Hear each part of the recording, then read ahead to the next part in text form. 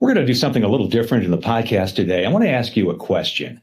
Do you or those on your staff think about quality when it comes to your business? You probably should. And our guest today is a specialist in the whole area of quality, quality control, quality assurance, all of those terms that you hear about, but maybe don't know quite how they fit together. And we're going to welcome Tambra Thomas, who is the quality manager at the Water Quality Association. So Tambra, thanks for joining us. Thank you, Wes. I appreciate it. I'm excited. Yeah, we're excited too. And we were thinking about the fact that we haven't actually had you on the podcast and thought, well, you know what? The topic is intriguing just in and of itself, but I think a lot of people would benefit by knowing a little bit more about quality. I mean, maybe even those who aren't in the water treatment business. But anyway, we're going to kind of think about it in the context of water treatment and in the context of WQA members. But, just know that if you're listening to this and you're not a WQA member, first of all, certainly consider joining WQA.org/membership. But, you might be able to apply some of these same principles at your business as well. And so let's kind of dive into it. Tambra, tell us a little bit about your department and what you do.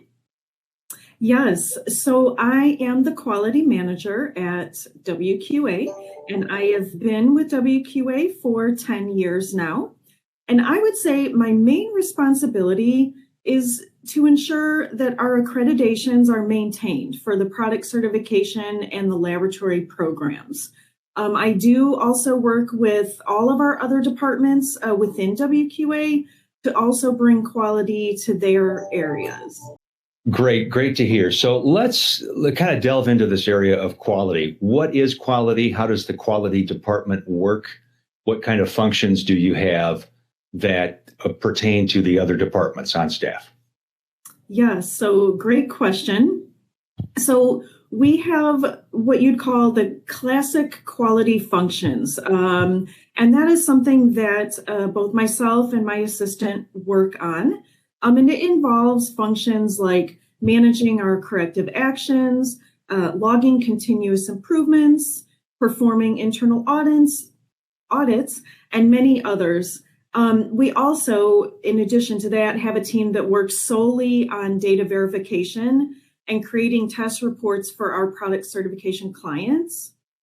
And so what's interesting about the quality function here at WQA is also that the quality department works both with accredited departments within WQA and the non-accredited departments. So we've basically adopted like a classic quality and molded it to benefit our other departments, programs, and services. And is it correct that because we are an association and we have things like labs and certification and all of that, that we have to have a certain level of quality that we have to uphold? Absolutely. Yes, we do. And it's very important and critical in the accredited world, especially. And I feel like it's very good practice to use that same, function or background for our non-accredited departments as well. So yes, it's super critical. So let's delve a little bit more into quality. Tell us exactly what is it when people speak of quality in an association or a business, and is it different, let's say, at WQA than at other places?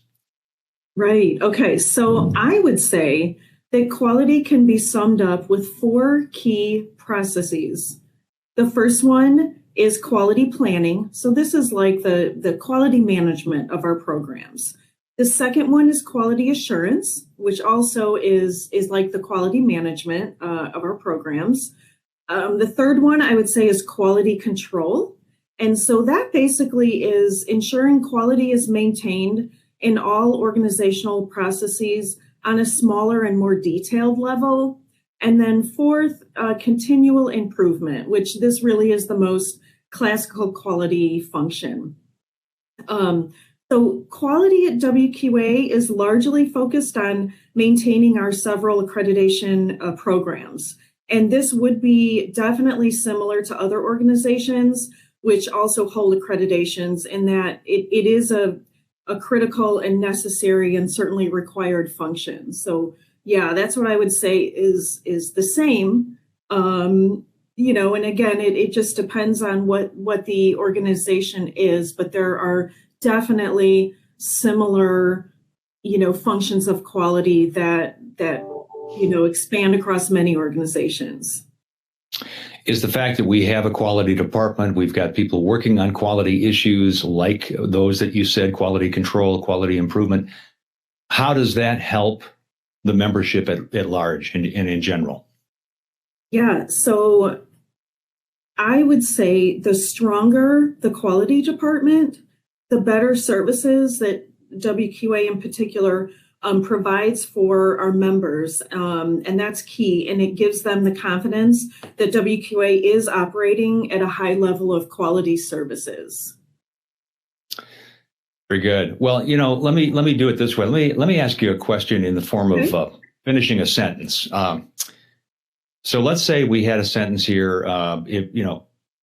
If we didn't have a quality department, we would finish it out. What would you do? Love it. What a great question. Okay. If we didn't have a quality department, we would be chaotic and always functioning as a reactive environment instead of a proactive environment. So the level of confidence our clients and members have for WQA would be severely lacking if we did not have a quality department. Yeah, I'm getting a sense of that because there's just so much that you'd otherwise, as you say, it would be chaotic. There would be a very little organization. Where's that file or where's that document? Or exactly. did somebody update that? Or all of those kinds of questions that I could imagine happening if you didn't have some level of control. Yes, for sure. Well, I'd like to know if. Again, we've got members who are out there. Some are dealers, some are in the manufacturing sector, some are suppliers, some are consultants. How would they apply any of this to their business? Would it apply? And should some level of it apply? Yes, I would say absolutely. So I guess the way that I look at it is that quality is like the string that holds everything together. So, even if it's something as simple as keeping track of corrective actions, so that you can learn from mistakes and logging continuous improvement so you can see how far you've come, that it's definitely something that is very, in my opinion, very important for any organization, whether it's, dealing with accreditation or otherwise. And this may be somewhat obvious, but what problems would it solve or benefits would it provide?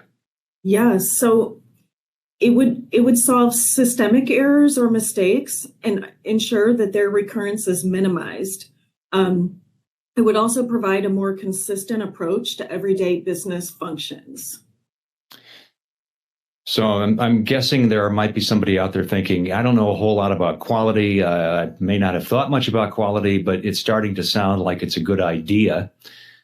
Maybe we ought to think about it in our business. How would you go about starting? What would you suggest in terms of a place to start if you are out there listening, for those out there listening who don't have a quality department or a position and would like to get into this? Right.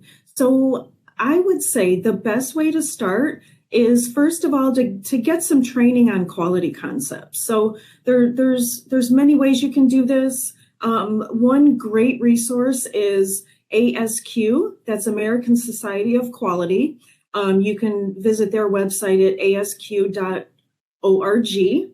I would say another super valuable resource are the ISO standards, which all contain an element of quality, and they're all very consistent with each other when it comes to quality. And these ISO standards that I'm talking about, they can be purchased online in many places, but one example would be techstreet.com.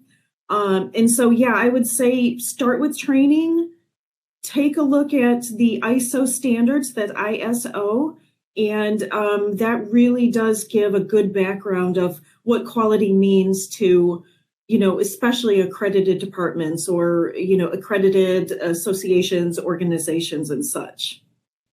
All right, Tambra, what kind of a job market is there out there for this profession? If I wanted to hire somebody, would I be able to find somebody? And what would I be looking for exactly by way of credentials?